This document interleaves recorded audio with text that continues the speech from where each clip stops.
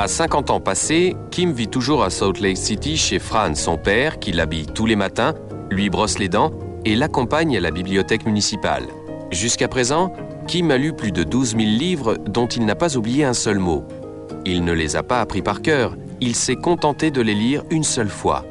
Le disque dur de sa mémoire a tout enregistré.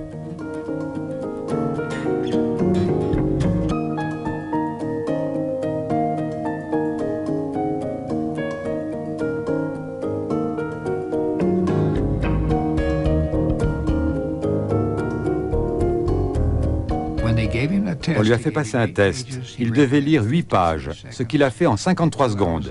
2 heures plus tard, il était capable de restituer 98% de leur contenu, y compris le numéro des pages.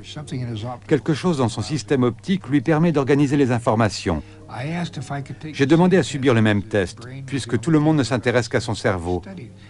Il m'a fallu 23 minutes pour lire le document qu'il avait lu en 53 secondes. Je me souvenais de 45% du contenu, ce qui est normal. Il est capable de lire une page d'un œil, l'autre page de l'autre œil, et de tout enregistrer sur son disque dur.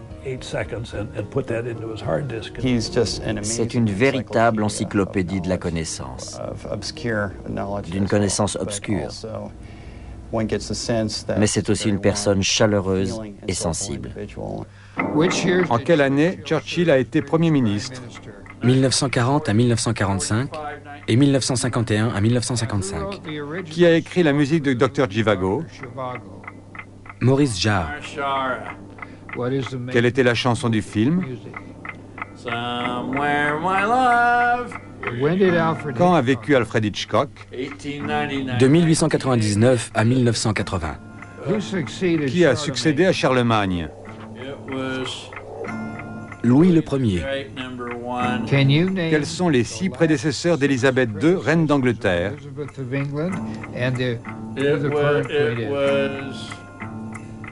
George VI, Édouard VIII, George V, Édouard VII, Victoria, Guillaume, William IV.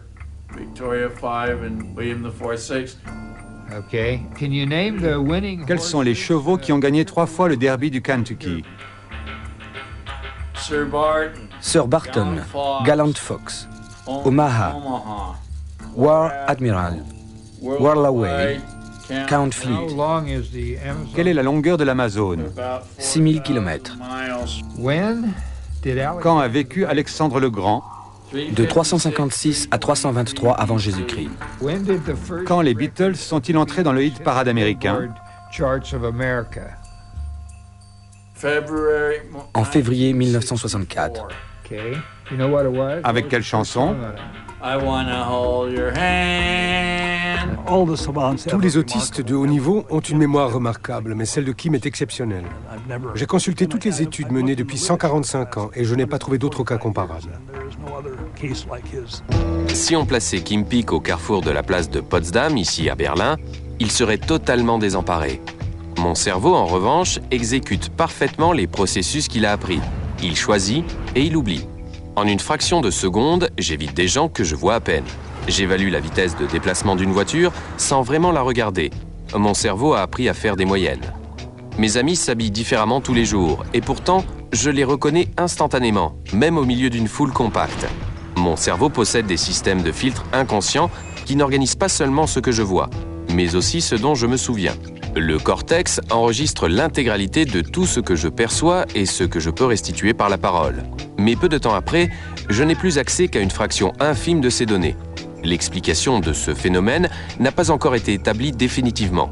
On sait en revanche que le système limbique contient 2 circuits neuronaux, l'hippocampe et le complexe amygdalien. Ce sont eux qui me donnent la stimulation émotionnelle qui va faire que j'oublie l'année de naissance de Molière, ou le principe de la règle de 3, mais que je me souviens d'une couleur ou d'un voyage en classe de mer. La somme de mes souvenirs détermine en partie ce que je vois. Voilà pourquoi chacun d'entre nous voit un monde différent, même quand nous sommes sur le même escalator.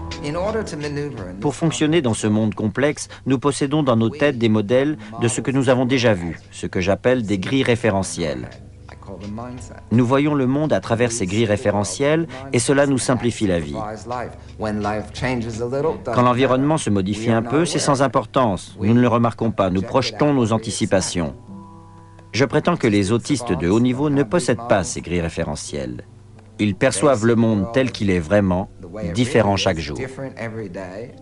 En Californie, des chercheurs de la NASA étudient à présent les circuits neuronaux de Kim Peek. Pour ce projet, la NASA a permis de combiner toute une batterie de nouveaux tests de haute technologie. C'est une première. Ces mêmes techniques serviront à organiser l'assistance médicale des spationautes de demain. Pour Fran, le père de Kim, l'intérêt des scientifiques pour son fils était relativement imprévisible. En effet, il a fallu longtemps pour que Kim ne soit plus considéré comme un handicapé et que ses facultés hors du commun soient prises en considération.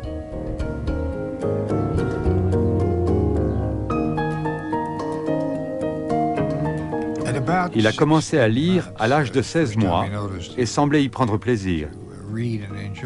Mais 9 mois après sa naissance, nous l'avions fait examiner par un médecin qui nous a déclaré qu'il souffrait d'un handicap mental grave, qu'il ne serait jamais capable d'apprendre quoi que ce soit, qu'il ne pourrait jamais marcher et qu'il valait mieux le confier à un centre spécialisé et l'oublier. À 4 ans, Kim mémorise pour la première fois 8 volumes d'une encyclopédie, ainsi que les réseaux routiers, téléphoniques et télévisuels des États-Unis. Pourtant, aux yeux du monde, il passe pour un monstre. Ce n'est qu'à 33 ans que Kim rencontre le scénariste Barry Morrow. Celui-ci se lance immédiatement dans la rédaction de Rain Man. 2 ans plus tard, Kim et son père s'envolent pour Hollywood. Dustin Hoffman lui dédiera son Oscar avec les mots suivants : « Je suis peut-être la star, mais toi, tu es le ciel. » C'est dans les stades déserts que Howard Potter se sent le mieux. Il a du mal à regarder les gens en face et n'a appris que récemment à aller acheter seul une tablette de chocolat au coin de la rue. En revanche, son cerveau a mémorisé le résultat de pratiquement toutes les parties de foot jouées dans le monde entier. Et il connaît le jour de la semaine qui correspond à n'importe quelle date sur 22 000 ans avant et après Jésus-Christ. La joie d'un but inscrit ou les affres d'une relégation en division inférieure lui sont inconnus. Son cerveau ne voit que des nombres. Il suit les mouvements du public. Il ne fait rien de lui-même. Si un but est marqué, il se lève parce que tous les spectateurs se sont levés. Enfant, Howard a un goût prononcé pour la purée de pommes de terre accompagnée de petits pois. Un jour, considérant l'assiette de petits pois de son frère Duncan, il se plaint auprès de ses parents que son frère a eu 2 petits pois de plus que lui. Ses parents stupéfaits comptent les petits pois de chacune des assiettes pour se rendre compte qu'en effet, Howard a été lésé de 2 petits pois. Un peu plus tard, lors d'une fête de famille à Bournemouth, dans le sud de l'Angleterre, Howard amuse la galerie avec des acrobaties mentales du même genre. Les Potter comprennent enfin que leur fils Howard est un surdoué. Avec le temps, ils se découvrent un intérêt pour les nombres premiers, les racines carrées, les hit parades et l'inépuisable réservoir des résultats de football.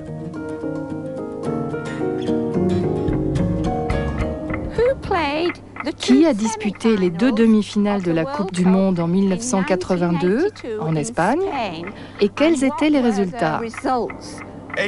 Italie 2, Pologne 0. Et les 2 autres équipes? Allemagne de l'Ouest 3, France 3. Exact. L'Allemagne a gagné 5-4 au tir au but. Exact. Rudy Gergam calcule de la même façon que le commun des mortels fait du vélo, sans même y penser. Les spécialistes de l'animation ont retravaillé les données de Magdebourg de telle manière que nous pouvons observer le cerveau de Rudiger pendant qu'il calcule et le comparer à un cerveau moyen. Il est saisissant de constater que pour les opérations simples, Rudiger, ici en vert, active les zones de calcul mental de manière moins intensive qu'un sujet moyen en rouge. Les neurologues ont constaté le même phénomène chez tous les experts dans des matières qui exigent des connaissances pointues. Plus le cerveau maîtrise un sujet, moins il mobilise de neurones. Rudiger n'utilise les parties en jaune qu'à un stade où l'humain lambda a décroché depuis belle lurette. Normalement, ces aires n'ont rien à voir avec le calcul. Mais Rudiger y a stocké un peu plus de 250 000 résultats intermédiaires qu'il peut utiliser à tout moment pour ses opérations. Le cerveau a une tendance naturelle à exécuter un maximum d'actions de manière inconsciente. C'est dû au fait que, physiologiquement, les choses que nous faisons inconsciemment sollicitent peu d'échanges d'énergie. Elles vont vite, ne posent pas de problème et elles ne nécessitent pas de processus neuroplastiques. Les choses que nous faisons facilement nous coûtent peu d'énergie.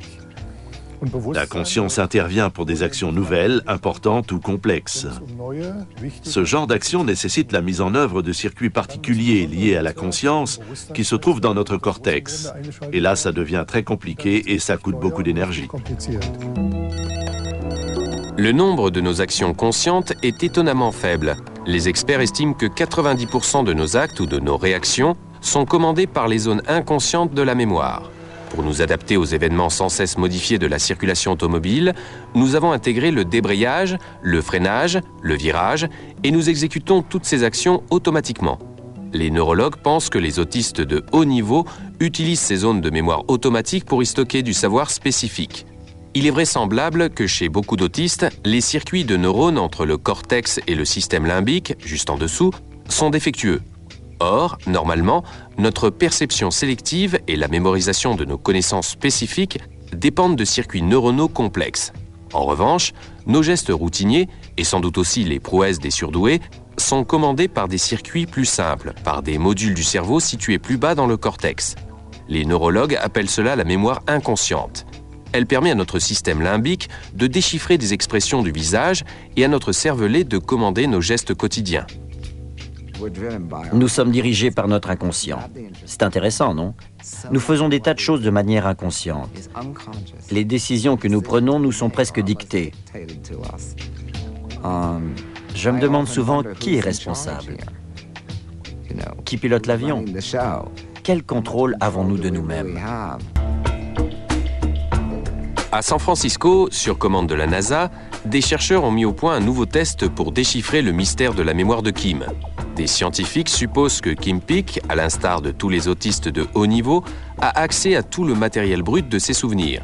Cela signifierait que, pour une raison inconnue, les filtres inconscients de son cerveau ne fonctionnent pas. Ces mêmes filtres qui permettent à l'humain lambda d'estimer la valeur d'une donnée et d'oublier les informations sans importance. Kim a appris à surnager dans un flot de souvenirs. Le cerveau humain s'adapte à toutes les situations. Ce qui reste mystérieux, c'est de savoir comment le cerveau de Kim parvient à surnager.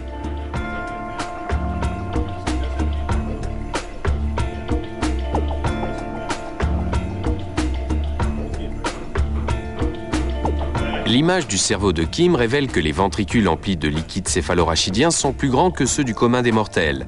Ils s'étendent jusqu'au cervelet, le siège de la motricité.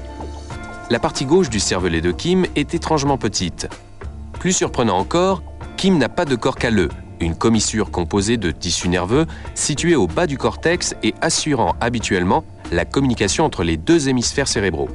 L'absence de cette commissure n'était connue par les experts que chez des patients présentant le syndrome de déconnexion calleuse, le plus souvent des épileptiques chez lesquels le corps calleux a été sectionné chirurgicalement, avec des conséquences d'ailleurs stupéfiantes.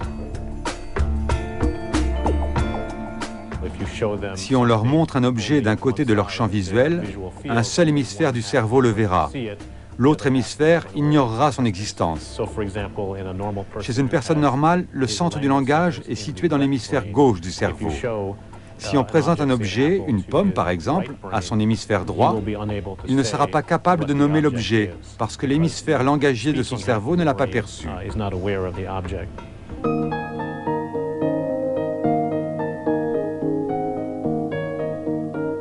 L'aptitude de Kim à lire 2 pages en parallèle s'explique de cette manière.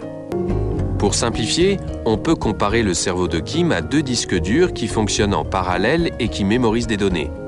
Mais cela explique-t-il que Kim fasse systématiquement appel à l'ensemble de ces données? Pourquoi le cerveau de Kim n'a-t-il pas de touche effacée? Et quel est l'élément de notre cerveau qui décide de qui ou de quoi nous nous souvenons?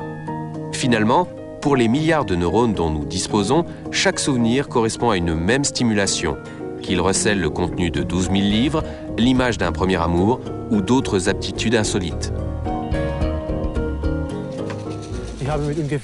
Quand j'avais 1 an et demi, il m'arrivait de prononcer à l'envers certains mots simples, avant de savoir parler à l'endroit. À 6 ou 7 ans, j'ai lu mes premiers magazines de BD, à l'envers. Pourquoi? Je ne sais plus. Ça m'amusait et c'était quelque chose que les autres ne faisaient pas. Ça m'a toujours amusé de faire des choses que les autres ne savaient pas faire.